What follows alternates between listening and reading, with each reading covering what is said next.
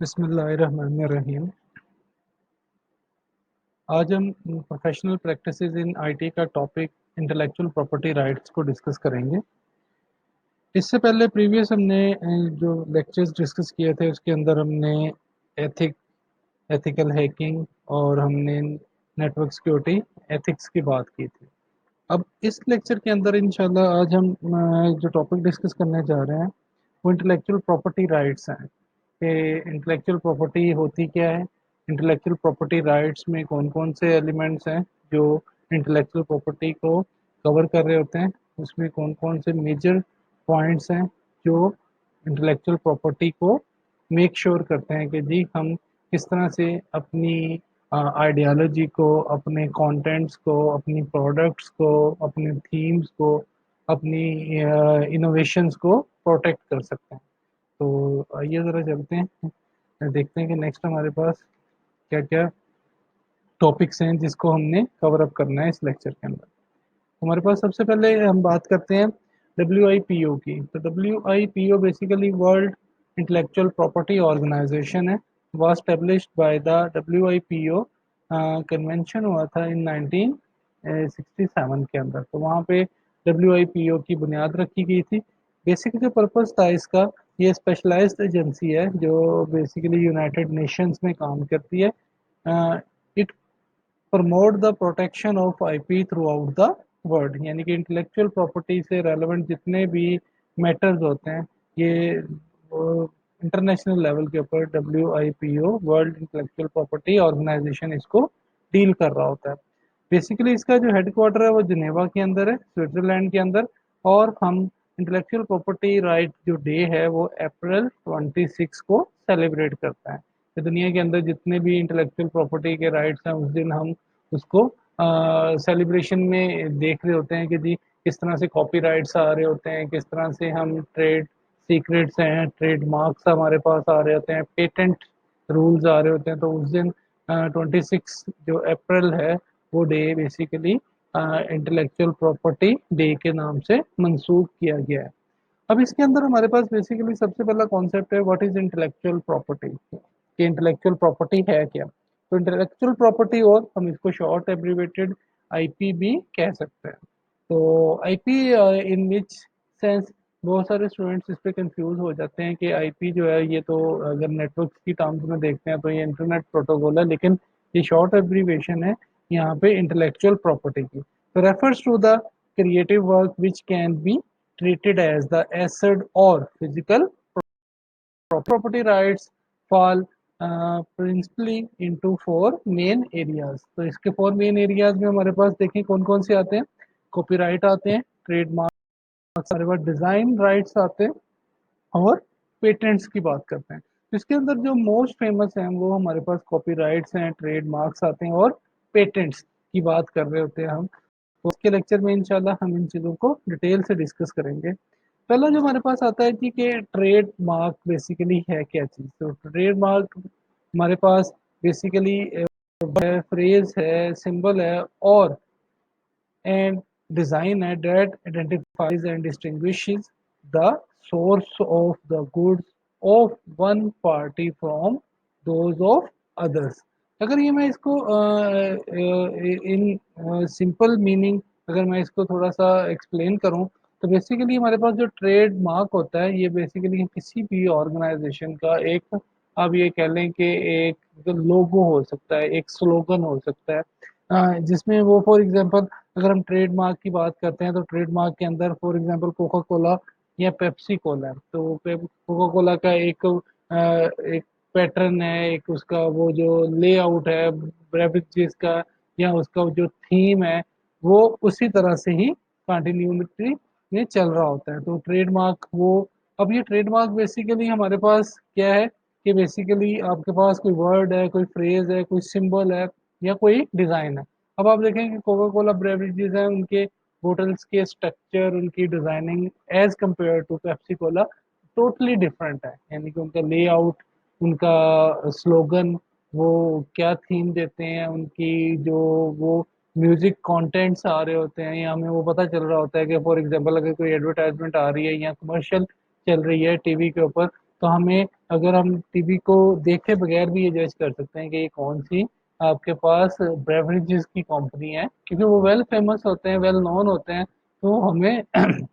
हमारे माइंड में उनके वो सारी चीज़ें एम्बेडेड हो चुकी होती हैं, तो हमें फिर उससे आइडिया हो रहा होता है। बिल्कुल इसी तरह ही ये ट्रेड जो मार्क होते हैं, ये बेसिकली किसी भी वर्ड को, फ्रेज को, सिंबल को या डिज़ाइन को आइडेंटिफाई कर रहे होते हैं, किससे? अदर पार्टी से। जितने भी कंपटीटर्स होते हैं, आपके अपने ट्रेड मार्क हैं, आपके अपने ट्रेड सीक्रेट्स हैं, इसी तरह किसी और ऑर्गेनाइजेशन के अपने डिज़ाइन हैं, अपने पैटर्न हैं, वो अपने तरीके से चीज़ों को लेके चल रहे होते हैं। तो हम टू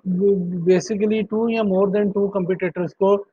डिफरेंशिएट करने के लिए हम ट्रेड मार्क्स को यूज कर रहे होते हैं। अब यहाँ पे ना कॉन्सेप्ट हमारे पास आता है कि ट्रेड मार्क के साथ हमारे पास सर्विस मार्क भी आता है। तो सर्विस मार्क की अगर हम बात करते हैं तो service marks are similar to trade mark. बिल्कुल इसी तरह के जैसे हमारे पास अगर ट्रेड मार्क्स मिल रहे हैं तो ट्रेड मार्क्स के की तरह ही सर्विस मार्क्स भी यूज होते हैं, लेकिन वो अब इसको हमने किस तरह से एक्सप्लेन करना है। फॉर एग्जांपल यहाँ पे हम बात कर रहे हैं कि जी जैसे हमने ट्रेडमार्क में कहा कि ये वर्ड है, ये फ्रेज है, ये सिंबल है या डिजाइन है that identifies and distinguish the source of services rather than goods. अब आप देखें कि ट्रेडमार्क में भी गुड्स पे इम्प्लीमेंट हो सकता है, प्रोडक्ट्स के ऊपर इम्प्लीमेंट होता है। तो सर्विस मार्क जो जो सर्विसेज प्रोवाइड की जा रही हैं, अगर मैं इसको जरा थोड़ा सा और एक्सप्लेन करूं तो इसको कुछ इस तरह से भी कहा जा सकता है कि trademarks are similar to service marks, yeah, service marks are similar to trademark, and sometimes you will hear people use the term trademark when they really mean service mark. A service mark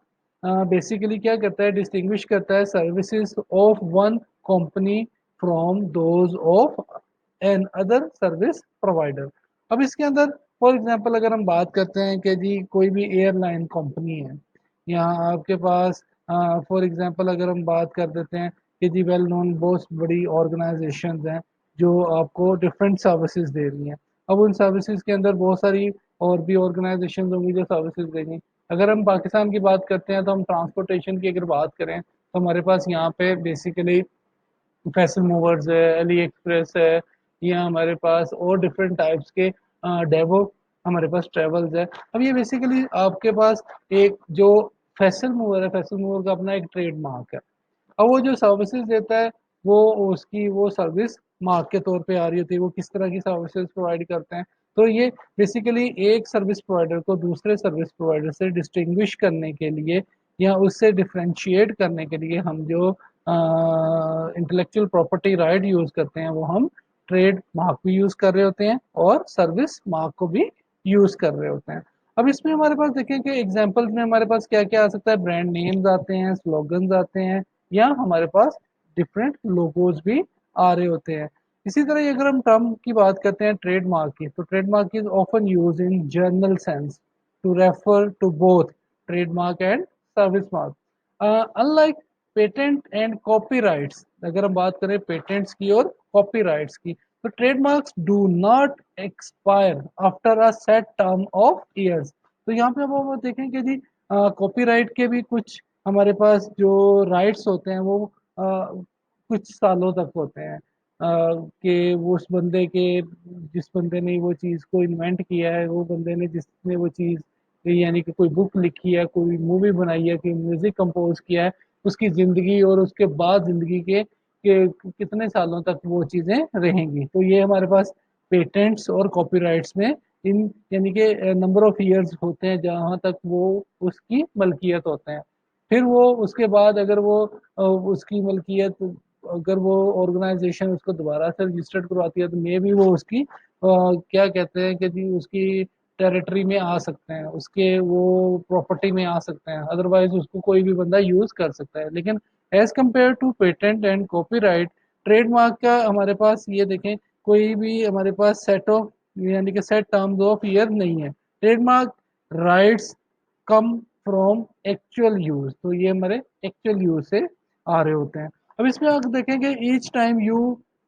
use your mark it is best to use a हमारे पास जितनी भी हमारे पास आती हैं designation आती हैं with it like आपने देखा होगा बहुत सारी आपके जो लोगोज होते हैं उसके ऊपर आर लिखा होता है, यहाँ वो सर्कल के अंदर। तो इसी तरह ही यहाँ सिंबल होता है आफ्टर, तो इसके ऊपर टीएम लिखा होता है, यहाँ एसएम लिखा होता है। तो कहते हैं if not yet registered you may use TM for goods और एसएम फॉर सर्विसेज। तो अगर आप रजिस्टर्ड हैं तो डेफिनेटली ये रजिस्टर्ड का साइन आ रहा होगा। अगर आप रजिस्टर्ड नहीं है तो आप टीएम यूज कर सकते हैं अपनी प्रोडक्ट्स के लिए और अपनी गुड्स के लिए। और अगर आप कोई सर्विसेज दे रहे हैं तो आप उसको एसएम यानी कि यूज कर सकते हैं, कि ये आपको डिफरेंशिएट करेगा दूसरे कंपटीटर से जो बिल्कुल वैसी ही प्रोडक्ट्स बना रहे हैं या वैसी आपके पास सर्विसेज दे रहे होते हैं। अब इसमें ज़रा हम थोड़ा सा ट्रेडमार्क को देख लेते हैं कि जी ट्रेडमार्क के हमारे पास कितना ड्यूरेशन है, कब तक ट्रेडमार्क रह सकता है। तो ट्रेडमार्क की हमने बात किया है as compare to patent and copyright. Trademark का कोई आपके पास कोई सेट टर्म ऑफ ईयर्स नहीं है। तो अगर सेट टर्म्स ऑफ ईयर नहीं है तो फिर क्या इसको कोई भी बंदा इनलीगली अनऑथराइजली यूज कर सकता है? पहला क्वेश्चन ये है। तो अगर वो यूज करता है तो उसके ऊपर क्या क्या हमारे पास वो क्या कहते हैं कि पेनल्टीज आ सकती हैं, कौन कौन से ऐसे लॉज हैं जो उसके ऊपर इम्प्लीमेंट होते हैं, जो वो मे बी कॉपीराइट के आ सकते हैं, मे बी उसके बाद ट्रेड सीक्रेट के आ सकते हैं, ट्रेड मार्क के आ सकते हैं, सर्विस मार्क के आ सकते हैं। तो ट्रेडमार्क का बेसिकली अगर हम ये बात करें कि जी हमारे पास जो इसके सर्विसेज हैं वो ऑलमोस्ट हम ट्रेडमार्क की जो है वो एवरी 10 ईयर्स के बाद इसको अगर हम यूएस की कोई भी सर्विस प्लेटफॉर्म यूज़ कर रहे हैं इसको रजिस्टर करने के लिए, तो वो आफ्टर यानी कि एवरी 10 ईयर्स के बाद वो इसको दोबारा से रजिस्टर्ड करता है, कि इसको देख रहा होता है कि ये जो कंटेंट्स हैं या ये जो स्लोगन्स हैं या ये जो ब्रांड नेम है ये इसी ऑर्गेनाइजेशन का ही, आप ये कह लें कि जी उसकी मलकियत है, उसकी वो प्रॉपर्टी में आ रहे होते हैं। इसी तरह ही हमारे पास अगर बात करते हैं कि ये अब कब तक यूज़ किए जा सकते हैं, तो ट्रेडमार्क का हमारे पास जो कॉन्सेप्ट है वो बेसिकली हमारे पास ये हो सकता है कि जी in other words trademark can be use to protect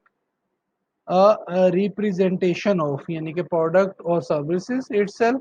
features of the product और सर्विसेज। ये फीचर्स बहुत इंपॉर्टेंट है कि आप कौन कौन से फीचर्स दे रहे हैं उस सर्विसेज के और उस प्रोडक्ट्स के, and provider of the product and services. अब सेकंड जो क्वेश्चन आता है कि जी how do we obtain a trademark. तो यहाँ पे आप देखें कि trademark rights are fundamentally tied to use of the trademark in commerce. हम इसको बेसिकली कॉमर्स में यूज करें। You can register a trademark with the USPTO. USPTO basically हमारे पास अमेरिकन ऑर्गेनाइजेशन है। ये इस ऑर्गेनाइजेशन का काम क्या होता है कि ये आपको ट्रेडमार्क के जितने भी फैसिलिटीज होती हैं ये प्रोवाइड कर रही होती है। But there is also no legal requirement to register. तो इसकी कोई लीगैलिटी नहीं है कि आपके पास कोई लीगल इसकी कोई रिक्वायरमेंट्स हो कि फिर आप उसको रजिस्टर कर सकते हैं। If you don't register you can still have some degree of protection through common law trademark registered such as. तो अगर आपने जैसे हमने बात की है कि अगर आप रजिस्टर्ड नहीं है तो आप इसको यूज़ कर सकते हैं as a TM for goods and SM for services. तो यूज ऑफ द टीएम, जो हमारे पास टीएम सिंबल आ रहा है यहाँ पे आप देखें कि टीएम जो सिंबल आ रहा है for goods and SM symbol for services. तो exclusive rights in the specific geographical जो टेरिटरीज आती हैं where you are actually using the goods और सर्विसेज। अब इसमें अब आप देखेंगे जी बेसिकली जो हमारे पास कॉन्सेप्ट आता है वो ये आता है कि जी क्या जो हम अगर हमने इसको रजिस्टर्ड कर लिया है तो फिर इसके बाद हम इसको कितने डिग्री लेवल तक प्रोटेक्ट कर सकते हैं, यानी कि हम इसको कितनी हद तक ये कह सकते हैं कि ये हमारी ही मलकियत है या ये कोई और ऑर्गेनाइजेशन या कंपटीटर इसको यूज नहीं कर सकता। इसमें आप देखेंगे जी फॉर एग्जांपल अगर हम यूज करते हैं सिंबल को आर को, तो ये बेसिकली क्या कहता है जी exclusive rights to use the mark on और in connection with the goods services that you registered. अब आप देखेंगे अगर आपने रजिस्टर्ड किया है तो जाहिर बात है कि फिर आपको वो एक्सक्लूसिव राइट्स दे रहा है कि उसके कि आपने इसको किस तरह से मार्क किया है, कैसे कनेक्शन हैं, कौन कौन सी गुड्स हैं और सर्विसेज हैं जो आपने रजिस्टर्ड करवा रखी हैं। अगर इस इन्हीं सर्विसेज को, इन्हीं गुड्स को अगर कोई और कंपटीटर यूज करता है तो देन डेफिनेटली आप उसके ऊपर कानूनी तौर पर कोई ना कोई आप कार्रवाई कर सकते हैं कि ये हमारे राइट्स को, ये हम जो सर्विसेज दे रहे हैं ये हमारे पास ऑलरेडी रजिस्टर्ड है, तो ये हम इसके ऑनर हैं, हम इसको ही लीगल परसूमेंट में लेके आ सकते हैं, या हम ही ये सर्विस प्रोवाइड कर सकते हैं, कोई और हमारा नाम यूज करके ये सर्विसेज प्रोवाइड नहीं कर सकता। तो इसमें अब आप देखेंगे अगर कोई बंदा इसको यूज करता है तो इसके ऊपर क्या है जी, हमारे पास लीगल आपके पास परसूमेंट हो सकती है, आप परसू कर सकते हो ऑफ ऑनरशिप नेशन वाइड पे जाके। पब्लिक नोटिस आपके पास आ सकता है कि जी your ownership of the mark, क्या आपके पास उसकी ओनरशिप है। फाइनेंशियल जितने भी आपके पास कंपनसेशन आती है इन द इवेंट, और आपके पास जो अभी आपके पास जो इसके प्लेंटीज हैं, जो इसके डैमेजेस आ रहे होते हैं, तो आप ये सारे के सारे उस ऑर्गेनाइजेशन से क्लेम कर सकते हैं जो आपका नाम, जो आपकी प्रोडक्ट्स यूज करना चाह रहा है या वो कर रहा है, और उसने इलीगली अनऑथोराइज वे के अंदर जाके आपकी क्रेडिबिलिटी को, आपकी जो आप सर्विसेज दे रहे हैं, जो आप लोगों के साथ कमिटमेंट्स कर रहे हैं, तो वो अगर वो बंदा आपके बिहाफ पे वो सारी सर्विसेज दे रहा है और उसके अंदर कहीं पे भी कोई फ्लॉ आ रहा है जिससे आपकी ऑर्गेनाइजेशन की डिग्निटी, उसकी रिस्पेक्ट पे, उसकी आप ये कह ले कि ऑनर के ऊपर या उसकी पॉपुलैरिटी पे कोई इशू आ रहा है, तो डेफिनेटली आप उसको परसू कर सकते हैं। अब यहाँ पे हमारे पास नेक्स्ट जो कॉन्सेप्ट आता है वो है कि क्या हमें बेनिफिट्स क्या क्या हो सकते हैं कि हम ये रजिस्टर कर लेते हैं, ट्रेडमार्क ले लेते हैं या सर्विस मार्क ले लेते हैं, तो कहते हैं notice to the public of the resistant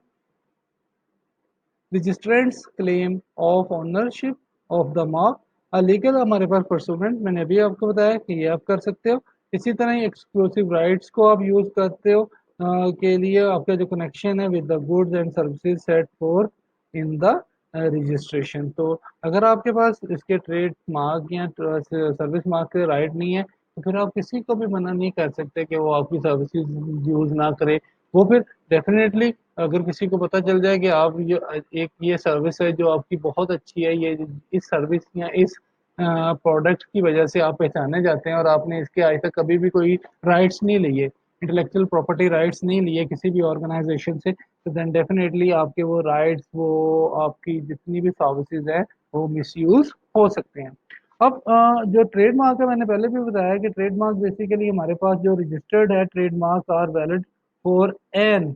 unlimited period of तट। जो अमेरिकन ऑर्गेनाइजेशंस हैं वो इसको रिन्यूड करती हैं एवरी 10 ईयर्स में। तो अब आप देखें कि जी हर 10 साल के बाद उसको रिन्यू करती हैं, लेकिन अगर हम कॉन्सेप्ट पहले भी मैंने बताया, अगर कॉन्सेप्ट डिस्कस करें as compare to copyright and patents, तो इसका कोई लाइफ यानी कि आपके पास टाइम नहीं है कि आपके पास ये अनलिमिटेड पीरियड ऑफ टाइम के लिए ट्रेड मार्क्स आपके वैलिड होते हैं। ठीक है, अमेरिकन इसको हर 10 साल के बाद ये रजिस्टर्ड कर रहा होता है कि इसको रिन्यू कर रहा होता है। अब नेक्स्ट जो हमारे पास आते हैं कि जी हम इसको किस तरह से रजिस्टर्ड कर सकते हैं, जैसे मैंने अभी बताया कि अमेरिकन भी हैं, कुछ हमारे पास यूरोपियन कंट्रीज हैं, उसके अंदर डिफरेंट हमारे पास ऑर्गेनाइजेशन हैं जो हमें ये सर्विसेज प्रोवाइड कर रही होती हैं। इसमें अगर हम बात करते हैं कि registering in the US and UK, Japan etcetera will protect your mark in that country only. तो कम्युनिटी ट्रेड हमारे पास एक मार्क है सीईटीएम के नाम से, वो कवर करता है cover the marks in all European countries. अगर हम यूरोपियन कंट्री से हटके अमेरिकन की बात करें तो हमने अमेरिकन की बात में अभी आपको बताया था कि हमारे पास टू डिफरेंट ऑर्गेनाइजेशंस आती हैं जो इन चीज़ों को देख रही होती हैं। लाइक अगर हम बात करते हैं फॉर एग्जांपल कि जी हमारे पास ये आ रही है, पेटेंट्स आ रहे हैं, तो यहाँ ट्रेड मार्क आ रही हैं, कॉपीराइट आ रहे हैं, तो हमारे पास यूएसपीटीओ, इसी तरह ये यूएसपीटीओ ये पेटेंट्स को भी और हमारे पास ट्रेड मार्क को भी कवर कर रहा होता है, ये रजिस्टर्ड कर रहा होता है। बात करते हैं तो यूएस जो है वो यूएस कॉपीराइट ऑफिस कॉपीराइट से रेलेवेंट जितने भी मैटर्स होते हैं ये उनको देख रहे होते हैं।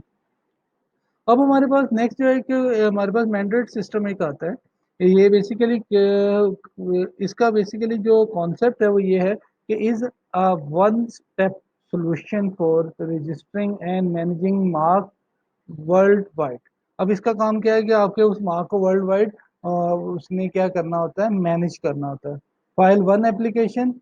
in one language and pay one set of fee to protect your mark in different हमारे पास जो टेरिटरीज आती हैं ऑफ अप टू 98 मेंबर्स। इसके 98 मेंबर्स हो सकते हैं डिफरेंट कंट्रीज के अंदर और इसको रजिस्टर्ड किया जा सकता है। इसकी एग्जांपल ये देखें, कोका कोला इंटरनेशनल ब्रांड है, मैकडोनल्ड इंटरनेशनल ब्रांड है, पेप्सी कोला इंटरनेशनल ब्रांड है। तो ये अब दुनिया के बहुत सारे मुल्कों के अंदर ये सेम इसी पैटर्न पे इसी सीक्वेंस में आ रहे होते हैं। तो इनको हम यानी कि चेंज नहीं कर सकते। तो मैंडेट सिस्टम बेसिकली ये हमारे पास वन स्टेप सोल्यूशन है जो रजिस्टर्ड करता है एंड मैनेज करता है मार्क्स को वर्ल्ड वाइड। कोई भी इसको किसी और ऑर्गेनाइजेशन या कोई और आपका कंपटीटर इसको अपना नाम दे के यूज ना कर सके। इसी तरह हमारे पास नेक्स्ट जो कॉन्सेप्ट आता है वो पेटेंट्स का आता है कि जी पेटेंट्स हमारे पास बेसिकली क्या क्या होते हैं। तो पेटेंट्स अगर हम बात करते हैं तो जी पेटेंट्स हमारे पास जो वर्ड है पेटेंट, अगर हम इसको डिफाइन कर रहे हैं तो हमारे पास पेटेंट्स का जो कॉन्सेप्ट आता है वो patents give the right to exclude other from making, selling, using or importing a particular products or services। अगर हम इसको अप्लाई करते हैं for industrial processes and innovations and protect against the unauthorised implementation of invitations. अब हमारे पास जो inventions आती हैं, अब इन्वेंशंस हमारे पास क्या क्या हो सकती हैं इसके अंदर। इन्वेंशन हमारे पास ये है कि कोई आपके पास नॉवल आइडिया हो सकता है for different different from all prior art. आपका पेटेंट जो होता है वो फॉर एग्जांपल आपके कोई मैन्युफैक्चर्स हो सकते हैं, आपके कोई मैन्युफैक्चर्ड या आर्टिकल्स हो सकते हैं, इंडस्ट्रियल प्रोसेसेस हो सकते हैं, आपके केमिकल कंपोजिशंस हो सकते हैं, केमिकल कंपाउंड्स हो सकते हैं। तो ये सारे पेटेंट्स के जुमरे में आ रहे होते हैं। तो अब पेटेंट्स बेसिकली हम लेते क्यों हैं, तो पहला तो क्वेश्चन ये है कि what can we protect using a patent. तो हम बेसिकली क्या चीज प्रोटेक्ट कर रहे होते हैं। To obtain a patent your invention must meet the legal requirement uh, for for requirement क्या हो सकती है, फॉर हमारे पास जितनी भी पेटर्नेबिलिटी आती हैं इन द यूनाइटेड स्टेट्स आती हैं, in the European union countries आती हैं और even in the Asian countries आती हैं। तो हमारे पास जितने भी इसके इससे रेलेवेंट जितनी भी हमारे पास जो ये कह लें कि प्रोटेक्शन रूल्स होते हैं कि हम किस तरह से ये क्लेम कर सकते हैं कि ये चीज़ मेरी है, मैं ही इसका ऑनर हूँ। तो डेफिनेटली हमें क्या करना पड़ेगा, हमें इसके पेटेंट राइट्स लेने पड़ेंगे। लाइक हमारे पास कोई डिज़ाइन पेटेंट्स हो सकते हैं, अगर हमने कोई नई चीज़ डिज़ाइन किया वो हमारी ही ऑर्गेनाइजेशन के साथ उसका मंसूब है। जैसे patents can be different types, like design patents आते हैं, यूटिलिटी पेटेंट्स आते हैं और हमारे पास प्लांट पेटेंट्स आते हैं। तो patents typically take 2 to 3 years to be granted. तो 2 से 3 years के लिए ग्रांट होते हैं, लेकिन duration of the patent protection depends on the type of patent granted, between 15 to 20 years तक हो सकते हैं। लेकिन after the patent expire anyone be able to use the invention. जो भी आपकी इन्वेंशन हैं, जो भी आपकी इनोवेशंस थी, वो सारी की सारी आफ्टर 15 to 20 years, अगर उसके बाद आपका वो पेटेंट जो आपने रजिस्टर करवा रखे हैं वो एक्सपायर होते हैं तो कोई भी इसको यूज कर सकता है। अब आप देखें कि जी ये 20 years मैक्स इसका टाइम है पेटेंट्स का, इसके बाद कोई भी बंदा इसको यूज कर सकता है। अगर हम ये बात करें कि जी पेटेंट्स जो हैं वो हमारे पास कौन सी ऑर्गेनाइजेशन है अमेरिकन की, वही यूएस पीटीओ, ये हमारे पेटेंट्स की भी सर्विसेज प्रोवाइड कर रही होती है। लेकिन ये इसके साथ एक क्वेश्चन आता है, do I need to renew my registration जो है पीरियडिकली। तो डेफिनेटली जो अमेरिकन हैं यूएस पीटीओ, ये ऑर्गेनाइजेशन आपके पेटेंट्स को क्या करती है कि फोर्सफुली ये कह रही होती है कि जी आप इसको remains in the force for full 20 years period. Maintenance fees ये कुछ ले रही होती है, डॉलर्स के अंदर चार्ज करती है। तो जिससे क्या होता है कि जी ये आपके पेटेंट्स जो होते हैं ये फर्दर ईयर्स के लिए आपको दोबारा अलाउ कर देते हैं कि आप इनके राइट्स अपने पास रिजर्व रख सकते हैं। तो 20 ईयर्स इसका मैक्सिमम टाइम पीरियड है, जब तक ये जब से आपने इसको इन्वेंट किया होता है। तो इस तरह से वो प्रोडक्ट हो, चाहे वो डिज़ाइन पेटेंट्स है, चाहे वो यूटिलिटी पेटेंट्स है, चाहे वो प्लांट पेटेंट्स है, वो 20 साल तक आपकी मलकियत रहेंगे। इसी तरह ही अगर हम बात करते हैं कॉपीराइट की, तो कॉपीराइट आपने देखा होगा, कॉपीराइट दुनिया का फेमस एक वर्ड है, जो आपके बेसिकली किसी ये कह लें कि लिटरेचर से रेलेवेंट कोई, अगर आप सॉफ्टवेयर की बात करते हैं तो वो भी कॉपीराइट होता है। इसी तरह ही अगर आप कोई कंपनी लोगों की बात करें तो वो भी कॉपीराइट होते हैं। तो इसी तरह कोई लैपटॉप्स हैं, कोई आपके पास और इलेक्ट्रॉनिक्स की मैन्युफैक्चरिंग की ऑर्गेनाइजेशंस हैं, तो ये सारी की सारी या उसके अंदर अगर आप कॉपीराइट की एक्चुअल डेफिनेशन को देखें तो बेसिकली कॉपीराइट क्या करता है, ओरिजिनल वर्क होता है, कोई क्रिएटिव आपके पास एक्सप्रेशन होते हैं, या आपने कोई म्यूजिक डिज़ाइन कर रखा है, आपने कोई मेडिसिन या उसका कोई स्लोगन है, आपने या कोई सॉफ्टवेयर के अंदर कोई कोड लिख रखा है, तो वो अगर कोई भी बंदा उसको कॉपी करता है तो डेफिनेटली आप उसके ऊपर कॉपीराइट प्रोटेक्शन जो एक्ट है उसके तहत आप उसके ऊपर कार्रवाई कर सकते हो। तो बेसिकली अगर हम ये बात करें कि एक प्रॉपर डेफिनेशन में कि कॉपीराइट क्या है, तो कहते हैं protect the original work of, और आपके पास ऑथरशिप इंक्लूडिंग, हमारे पास जो भी लिटरेरी की बात करते हैं, ड्रामेटिक की बात करते हैं, म्यूजिक्स हैं, आर्टिस्टिक हमारे पास वर्क आता है, सच एस हमारे पास अगर किसी की कोई पोइट्री है, किसी ने कोई नॉवल लिख रखा है, किसी ने मूवी बनाई है, सॉन्ग्स हैं, कंप्यूटर सॉफ्टवेयर हैं, एंड आर्किटेक्ट है, तो ये सारे के सारे वो क्या हो सकते हैं, कॉपीराइटेड हो सकते हैं। यानी कि किसी ने कोई आपको कोई मॉडल बना के दिया है, और वो मॉडल है वो कोई और बंदा बनाता है और उसको जाके ये कहता है कि ये मैंने डिज़ाइन किया है, तो डेफिनेटली आप कॉपीराइट एक्ट के अंदर जाके आप इसको भी फर्दर परसू कर सकते हो कि जी ये किस तरह से ये कह सकता है कि ये चीज़ें तो हमारी हैं, तो ये हम हमसे ही रिलेट कर रही हैं, या इस ऑनर से या इस मालिक से रिलेट कर रही हैं, तो फिर वो जाके आप इसके ऊपर कानूनी तौर पर कोई ना कोई एक्टिविटी कर सकते हो। ऐसे ही हमारे पास अगर बात करते हैं कि प्रॉपर इसको ज़रा एक्सप्लेन करें, तो ये कुछ इस तरह से भी कहा जा सकता है कि जी the authors of the copyrighted work have the exclusive right to reproduce, publish, perform, display, or record the creative work, and also to create work for the original। अब हमारे पास जो कॉपीराइट्स हैं ये कब तक रह सकते हैं, यानी कि ये पहला है कि जी हमारे पास ये how long is copyright protection जो है वो गुड फॉर। तो डेफिनेटली हमारे पास कहते हैं कि जी कॉपीराइट अगर हम यूएस की बात करते हैं तो generally valid for a term equal to the life of author plus 70 years, यानी कि जब तक वो उस ऑथर की ज़िंदगी है, हयात है, उसकी ज़िंदगी के 70 साल तक वो उसके कॉपीराइट पेटे यानी कि रहते हैं उसके पास। लेकिन अगर हम बात करते हैं किसी कंपनी की, तो कंपनी के जो ओनर है, but if a company is the owner of the copyright then the copyright is typically valid for 95 years, यानी कि अगर तो वो कि कॉपीराइट हैं किसी ऑथर के, तो वो डेफिनेटली 70 साल तक उसकी ज़िंदगी के बाद, और अगर किसी कंपनी के हैं तो वो 95 यानी कि 95 साल तक after the date of work is first made public, और 120 years from the date when the work was created. तो ये हमारे पास कि कितनी देर तक ऑथर है, तो 70 ईयर्स तक, अगर कोई हमारे पास कंपनी है तो वो उसके जो वैलिड हैं कब तक, 95 ईयर्स तक। और अगर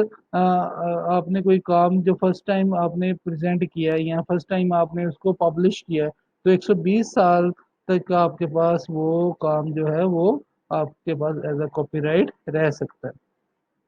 अब हमारे पास यहाँ पे देखें कि डिफरेंट हमारे पास इंटेलेक्चुअल प्रॉपर्टीज थी, जिसमें हमने ट्रेडमार्क,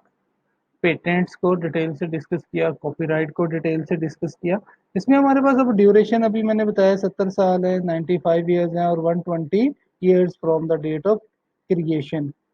विच एवर इज हमारे पास जो शॉर्टेड आते हैं। तो ये हमारे पास ड्यूरेशन हो सकते हैं कॉपीराइट्स के। अब हमारे पास जो कॉपीराइट की क्लॉज हैं बेसिकली इसको जरा डिटेल से डिस्कस करते हैं ये क्या है। तो यहाँ पे अब आप देखें इंटेलेक्चुअल प्रॉपर्टी में हमारे पास अगर बात करते हैं यूनिवर्सिटीज की, तो university shall own all intellectual property including technical information, know how, copyright models, drawings, specification, prototypes, inventions and software development by university, जो भी पर्सनल्स होते हैं in the performance of the project. अब आप देखें कि बहुत सारी ऑर्गेनाइजेशन या बहुत सारी यूनिवर्सिटीज़ के पास आपको पता है कि जी कुछ फंडेड प्रोजेक्ट्स होते हैं। अब जो फंडेड प्रोजेक्ट्स होते हैं और वो डिफरेंट गवर्नमेंट ऑर्गेनाइजेशन भी होती हैं, ये डिफरेंट एजेंसीज जो होती हैं वो फंडिंग कर रही होती हैं कि हमें ये प्रोजेक्ट या इस प्रोजेक्ट के ऊपर हमें कोई या इस आइडिया के भाई हमें कोई प्रोजेक्ट बना के दें। तो वो डिफरेंट वो उसके ऊपर वो वर्किंग हो रही होती है। यूनिवर्सिटी के बहुत सारे ऑफिशियल होते हैं जो इसके ऊपर काम कर रहे होते हैं। अब उसमें बहुत सारी आपके पास फॉर एग्जांपल के आपके पास वो ड्राइंग मॉडल्स आते हैं, कुछ स्पेसिफिकेशंस आती हैं, प्रोटोटाइप्स आती हैं, बहुत सारे कुछ सॉफ्टवेयर यूज हो सकते हैं। अब ये सारे के सारे बेसिकली क्या आते हैं, इंटेलेक्चुअल प्रॉपर्टी में आते हैं। तो इंटेलेक्चुअल प्रॉपर्टी, तो the company shall have the first option on an exclusive or non-exclusive license to commercially exploit the intellectual property on terms including जितनी भी हमारे पास आती है कंपनसेशन आती है to the university that generally reflect the industry norms. तब आप देखें कि अगर वो ऑर्गेनाइजेशन या वो यूनिवर्सिटी किसी प्रोजेक्ट पे काम कर रही है तो वो उसके थीम्स, उसके सॉफ्टवेयर सब उसकी इंटेलेक्चुअल प्रॉपर्टी में आते हैं। तो लेकिन अगर ये बात की जाए कि वो कंपनी जो सर्विसेज दे रही है तो वो उसको आप ये कह लो कि जी वो फर्स्ट ऑप्शन ये देती है कि आप इसको एक्सक्लूसिव या नॉन एक्सक्लूसिव लाइसेंस है ले सकते हैं जो कमर्शियली एक्सप्लॉयट कर सकता है आपकी इंटेलेक्चुअल प्रॉपर्टी और नॉर्म्स को इंक्लूडिंग कंपनसेशन होती है to the that generally reflect the industry norm। तो ऑप्शन जो हमारे पास ऑप्शनल पीरियड आता है वो क्या कहता है, shall begin with disclosure of the intellectual property to the company and shall terminate 6 months thereafter, और 6 मंथ्स के बाद वो जो टाइम ड्यूरेशन होता है वो एक्सपायर हो जाता है। In any event the university shall have the right to use intellectual property for research, teaching and administrative purposes. अगर आपने किसी भी ऑर्गेनाइजेशन से कोई सर्विसेज ले रहे हैं तो डेफिनेटली उस सर्विसेज की जो आपके पास एक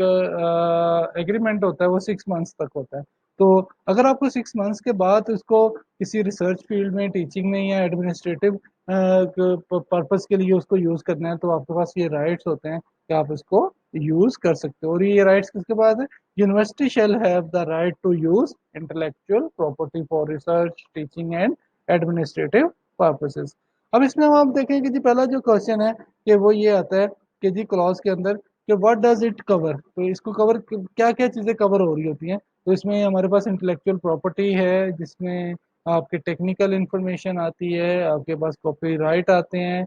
मॉडल्स आते हैं, ड्राइंग्स आती हैं, स्पेसिफिकेशन आती हैं, प्रोटोटाइप्स की बात होती है, इन्वेंशंस की बात होती है, सॉफ्टवेयर डेवलपमेंट है अगर वो बाय यूनिवर्सिटी पर्सोनल्स हैं उन्होंने परफॉर्म किया है या उन्होंने डेवलप कर रखा है, तो इस तरह की ये सारे इंटेलेक्चुअल प्रॉपर्टी में कवर हो रहे होते हैं। अब जो नेक्स्ट है वो how owns it, definitely university shall own all intellectual property, तो यूनिवर्सिटी ही इसको क्या करेगी, ओन करेगी। अब नेक्स्ट जो है कि ग्रांट ऑफ राइट्स। अब ये जो ग्रांट ऑफ राइट्स है डेफिनेटली जो कंपनी है वो ही फर्स्ट ऑप्शन ये देती है कि आप इसको एक्सक्लूसिव और नॉन एक्सक्लूसिव लाइसेंस ले लें कि आप इसको कमर्शियली एक्सप्लॉयट कर सकते हैं। तो अगर आपने नॉन एक्सक्लूसिव लाइसेंस या एक्सक्लूसिव लाइसेंस ले रखा है कमर्शियली एक्सप्लॉयट के लिए इंटेलेक्चुअल प्रॉपर्टी को डिफरेंट टर्म्स के ऊपर इंक्लूडिंग कंपनसेशन है टू द यूनिवर्सिटी है या that generally reflect the industry norms है, तो जो ऑप्शन पीरियड होता है shall begin with disclosure of the intellectual property to the company and shall terminate 6 months thereafter। अब आप इसमें देखें कि नेक्स्ट जो है हमारे पास जो रिटेन राइट्स हैं उसके अंदर कहते हैं इन एनी इवेंट, अगर हमें किसी भी जगह पे इनकी ज़रूरत पड़ती है, जो हमने ये सारी चीज़ें किसी ऑर्गेनाइजेशन से ली हैं यूज करने के लिए, किसी प्रोजेक्ट को कंप्लीट करने के लिए, तो university shall have the right to use intellectual property. चाहे वो रिसर्च में यूज करे, चाहे वो टीचिंग में यूज करे, या वो किसी एडमिनिस्ट्रेटिव पर्पसेस को यूज करना चाह रही है तो वो उसको यूज कर सकते हैं। अब आप देखेंगे जी नेक्स्ट जो हमारे पास आता है बेसिकली, अगर हम बात करते हैं जी ऑल इन्वेंशंस की, डिस्कवरीज की, अगर हम बात करते हैं न्यू यूजेस की बात करते हैं, इंप्रूवमेंट्स की हैं, या प्रोसेस एंड और जो हमारे पास कंपाउंड्स हैं डेट में rise in the course of clinical trial, intellectual property, and all information and results produced, generated, uh, or developed by the investigator and or institution in the course of clinical trial। तब आप देखें कि clinical trial का आपने किसी से relevant कोई है, कोई आपने इन्वेंशन की है, कोई डिस्कवरीज हैं, किसी चीज़ को आप इम्प्रूव कर रहे हैं, तो डेफिनेटली वो जो चीज़ है वो उस ऑर्गेनाइजेशन के इन्वेस्टिगेटर के साथ या उस इंस्टीट्यूशन के साथ मंसूब होगी जो उसको क्लिनिकल ट्रायल में लेके आ रही है उस डेटा को। Shall be owned by the sponsor. अब बेसिकली जो स्पॉन्सर है वो sponsor hereby grant the institution and investigator are non exclusive, आपके पास जो आती है रॉयल्टी फ्री लाइसेंस, यानी कि वो फ्रीली बगैर किसी पेमेंट के या बगैर किसी चार्जेस के लिए वो उनको यूज की इजाज़त दे सकता है, to use all intellectual property and data for their academic and research purposes and for publication in accordance with the article 7.0। तो वो जो हमारा स्पॉन्सर है वो ग्रांट कर सकता है किसी भी इंस्टीट्यूशन को। फॉर एग्जांपल किसी के पास कोई डाटा पड़ा हुआ है, उस डाटा को हम अपने किसी पर्पस के लिए यूज करना चाह रहे हैं। अगर हम क्लिनिकल की बात करते हैं, क्लिनिकल ट्रायल की, तो किसी ऑर्गेनाइजेशन या किसी ऐसी मेडिसिन की कंपनी के पास किसी इतने बहुत सारे नंबर ऑफ पेशेंट्स का डाटा पड़ा है जो किसी भी बीमारी का में शिकार है या बीमारी में मुब्तला है, तो उस डाटा को कलेक्ट करके उसके ऊपर फर्दर हम कोई रिसर्च या कोई ऐसा नई कोई अब ये कह लें कि मेडिसिन डायग्नोज कर सकते हैं जो हमें हेल्पफुल हो सकती है। तो ये सारा डाटा हम उस यानी कि वो ये सारा डाटा स्पॉन्सर बगैर किसी पेमेंट के रॉयल्टी फ्री में ये लाइसेंस हमारे पास आ सकता है। और अगर हमने कोई आर्टिकल लिखना है, कोई पब्लिकेशन करनी है, तो आर्टिकल जो 7.0 है हेयर इन, तो इसके अकॉर्डिंग हम उसको भी पब्लिश कर सकते हैं। तो आगे देखेंगे, sponsor hereby grant to the institution and the investigator the right to provide all clinical information relating to specific subject to the subject or his or her lawful representative। तो वो जो investigator है वो basically claim कर सकता है कि जी उसके पास कि उसको ये सारा डाटा प्रोवाइड किया जाए। तो डाटा कौन प्रोवाइड करेगा? डेफिनेटली वो स्पॉन्सर जो है वो सारा डाटा प्रोवाइड करेगा, क्योंकि वो ऑलरेडी आपको लाइसेंस दे चुका है रॉयल्टी ऐसे फ्री कि जो जो चीज़ें आपको चाहिए अपनी रिसर्च के लिए, आपको कोई पब्लिकेशन करनी है, आप उसको कोई एकेडमिक्स में यूज़ करेगा तो वो प्रोवाइड करेगा। तो investigator shall be entitled to retain a copy of all data and obtain from sponsors a summary of analyzed data generated by other sites participating in the multi जो भी centre clinical trial है। तो each and everything, अगर आपके साथ कोई agreement हो जाता है, अगर आपको कोई लाइसेंस दे दिया जाता है, तो आपका जो स्पॉन्सर है आपके इन्वेस्टिगेटर को वो सारी चीज़ें देने का मजाज होगा, वो उसको देने के यानी कि उसको वो अब ये कह दें कि जी उसके पास आप उससे क्लेम कर सकते हैं कि हमें ये चीज़ें चाहिए, तो वो आपको प्रोवाइड करेगा। तो ये हमारे पास जितने भी कॉन्सेप्ट्स होते हैं, ये अब देखेंगे डाटा था किसी और ऑर्गेनाइजेशन का, वो उसकी इंटेलेक्चुअल प्रॉपर्टी थी। अब आप देखेंगे डाटा जो होता है वो किसी भी ऑर्गेनाइजेशन का वैल्यूएबल एसेट होता है, लेकिन अगर आप इसको किसी एकेडमिक्स में लेके आ रहे हैं, रिसर्च में लेके आ रहे हैं या इनोवेशन में लेके आ रहे हैं, तो डेफिनेटली आप उनके साथ कोई लाइसेंस या कोई एग्रीमेंट कर रहे होते हैं। तो अगर आप इंस्टीट्यूशंस की बात करते हैं कि ये डाटा आपको किसी इंस्टीट्यूट लेवल पे चाहिए, किसी रिसर्च के लिए चाहिए, कोई आपने पब्लिकेशन करनी है, तो मे बी स्पॉन्सर जो है वो आपको रॉयल्टी फ्री कोई लाइसेंस दे सकता है। अदरवाइज आपने देखा होगा बहुत सारी ऑर्गेनाइजेशन आपको पेड कंटेंट्स अपने दे रही होती हैं फिर आप उनसे वो डाटा खरीद के उसके ऊपर फिर आप डिफरेंट टेक्निक्स इंप्लीमेंट करते हैं, मशीन लर्निंग की, डाटा माइनिंग, फिर उसमें से डाटा एक्सट्रैक्ट करते हैं। फिर वो जो आपको रिजल्ट्स मिल रहे होते हैं उसके ऊपर फिर जो भी प्रोडिक्शंस हो रही होती हैं, जिस प्रोजेक्ट्स के लिए आपको रिक्वायर होता है वो सारा, लेकिन वो डाटा एक्चुअली फिर भी आपकी मलकियत नहीं है, वो इंटेलेक्चुअल प्रॉपर्टी है उस ऑर्गेनाइजेशन की जिससे आपने उसको रेंटेड कह लें या आपने उसको रॉयल्टी फ्री लिया हुआ है। तो अगर आपने इसको यूज़ करना है तो डेफिनेटली फिर वो भी एक एग्रीमेंट होता है कि कब तक आप इसको यूज़ कर सकते हो, कि कब तक आप इसको किस मकसद के लिए यूज़ कर सकते हो। ये नो प्रॉफिट नो लॉस वाली सिचुएशन पे है, नो प्रॉफिट ऑर्गेनाइजेशन है, वो डाटा यूज़ कर सकती हैं या नहीं कर सकती हैं। तो ये सारे जितने भी हैं ये राइट्स आ रहे होते हैं आपके इस इंटेलेक्चुअल प्रॉपर्टी पे। अब आप देखें इस इंटेलेक्चुअल प्रॉपर्टी में मैंने चार मेजर जो हैं, इनमें से थ्री, फॉर एग्जांपल थ्री को मेजर हमने डिस्कस किया इन डिटेल, जैसे कॉपीराइट्स क्या है, पेटेंट्स क्यों लेते हैं, ट्रेड मार्क हैं या सर्विस मार्क हम क्यों यूज़ करते हैं, ये कब तक सर्विस मार्क हमारे पास रह सकते हैं। इसी तरह कॉपीराइट है, किसी बंदे ने कोई बुक लिखी है, किसी ने कोई पोइम लिखी है, नॉवल लिखा है, तो वो कितनी देर तक उसके पास रह सकते हैं। अगर वो किसी कंपनी का है तो वो कितनी देर तक अपने पास कॉपीराइट्स रख सकती है। अगर किसी ने वो उसको फर्स्ट टाइम पब्लिश किया है तो उसके पब्लिश करने के बाद कितने साल तक वो उसके कॉपीराइट्स वो अपने पास रख सकता है। अब इसी तरह ही अगर आप बात करें, ये जितनी भी इन्वेंशन हैं, ये वही बात दोबारा से कि जी इन्वेंशन हैं, डिस्कवरीज है, न्यू यूजेज है, इम्प्रूवमेंट्स हैं, ये हमारे पास बेसिकली अगर हम प्रीवियस पे जाते हैं तो हमारे पास जो फर्स्ट ऑफ ऑल था कि जी हाउ डज इट कवर्स, तो ये हमारे पास जो एरिया है ये बेसिकली कवर्स को है। ऑन कौन करेगा, रेड हाईलाइटेड एरिया है वो स्पॉन्सर इसको ऑन करेगा। और इसके बाद हमने जब ग्रीन एरिया की बात की थी डिस्कशन में, तो ग्रांट ऑफ राइट्स है, तो सारी बात है जो ग्रांट है वो स्पॉन्सर हेयर बाय ग्रांट करेगा किसको, इंस्टीट्यूशन को, एंड इन्वेस्टिगेटर को, कि वो non exclusive royalty free licence लेके अपनी सारी जितनी भी एक्टिविटीज़ हैं, चाहे वो उसको किसी रिसर्च में यूज़ कर रहा है, चाहे वो इसको किसी एकेडमिक्स में यूज़ कर रहा है, या से में वो आप ये कह लें कि जी वो उसमें से कोई भी कोई रिजल्ट्स लेना चाहता है तो वो डेफिनेटली इसको कर सकता है। एंड लास्ट वन हमारे पास जो था वो जो रिटेन राइट्स थे, वो इसी तरह ही इसके पास जो रिटेन राइट्स हैं वो स्पॉन्सर के बाद वो कहता है जी कि investigator shall be entitled to retain a copy of all data। तो जो इन्वेस्टिगेटर है वो अपने पास एक वो पूरी उस डेटा की कॉपी भी रख सकता है। तो ये रिटेन राइट्स में आ रहा था। अगर हम किसी भी ऑर्गेनाइजेशन यानी कि ये क्लिनिकल ट्रायल के लिए कोई डाटा ले रहे हैं तो वो स्पॉन्सर तो हमें वो दे रहा है रॉयल्टी फ्री लाइसेंस, लेकिन क्या वो हमें ये राइट्स भी दे रहा है कि हम इस डेटा को अपने पास रख सकते हैं, तो डेफिनेटली रख सकते हैं। तो ये बेसिकली देखिए लास्ट लाइन जो है जो आपके पास पर्पल कलर में हाईलाइटेड है, the investigator shall be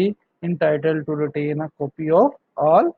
data, तो वो अपने पास रख सकता है फॉर फर्दर रिसर्च, फर्दर वो क्या कह लें इम्प्रूवमेंट ऑफ रिजल्ट्स हैं, किसी रिसर्च पर्पजेज के लिए, कोई एकेडमिक्स के लिए, या वो कोई पब्लिकेशंस करना चाह रहा है तो वहाँ पे भी इस डेटा को यूज़ किया जा सकता है। तो आज का लेक्चर हमारा इंटेलेक्चुअल प्रॉपर्टी का यही तक है। इंशाल्लाह नेक्स्ट लेक्चर के अंदर हम दोबारा तो कुछ इंटेलेक्चुअल प्रॉपर्टीज़ की क्लॉज को डिस्कस करेंगे कि ये इंटेलेक्चुअल जो प्रॉपर्टी है ये अकॉर्डिंग टू ये कहा जा सकता है कि इंटेलेक्चुअल प्रॉपर्टी जो है ये आईटी सेक्टर के अंदर कहाँ कहाँ पे इम्प्लीमेंट होती है, और को कौन कौन से ऐसे पॉइंट्स हो सकते हैं जिसमें इंटेलेक्चुअल प्रॉपर्टी के जो राइट्स हैं वो इम्प्लीमेंट हो रहे हैं। तो बीइंग आईटी प्रोफेशनल हमें उन चीज़ों को भी आइडेंटिफाई करना है कि हम आईटी सेक्टर में रहते हुए इंटेलेक्चुअल प्रॉपर्टी के कौन कौन से हम जो पॉइंट्स हैं उनको हम वहाँ पे कवर अप कर सकते हैं। जैसे कॉपीराइट्स हैं हमारे पास, पेटेंट्स लिए जा सकते हैं, लाइक कोई हम फॉर एग्जांपल अगर हम कोई चीज़ डिज़ाइन कर रहे हैं, जैसे लैपटॉप डिज़ाइन होते हैं और बहुत सारे हार्डवेयर हैं वो डिज़ाइन किए जा रहे होते हैं, ऐसे ट्रेडमार्क आ रहे होते हैं कि ये ऑर्गेनाइजेशन इस तरह के ही ये इक्विपमेंट डिज़ाइन करती है, इस तरह के ये स्लोगन यूज़ कर रही होती है, या सर्विस जो मार्क आ रहे होते हैं कि जी बहुत सारी बड़ी ऑर्गेनाइजेशंस आपको सर्विसेज प्रोवाइड कर रही होती हैं, लाइक ऑनलाइन सर्विसेज के भी सारे प्लेटफॉर्म्स होते हैं आईटी सेक्टर के अंदर, कि लोग आपको बैठे हुए वहाँ पे डिफरेंट आपके जो प्रॉब्लम्स हैं या आईटी सॉल्यूशंस प्रोवाइड कर रहे होते हैं, तो वो सर्विस मार्क में आ रहे होते हैं। तो इसी तरह इंशाल्लाह नेक्स्ट लेक्चर के अंदर भी दोबारा इंटेलेक्चुअल प्रॉपर्टी राइट्स को डिस्कस करेंगे, जो बाकी पॉइंट्स रह गए हैं। तो तब तक के लिए इजाज़त दें। अल्लाह हाफ़िज़।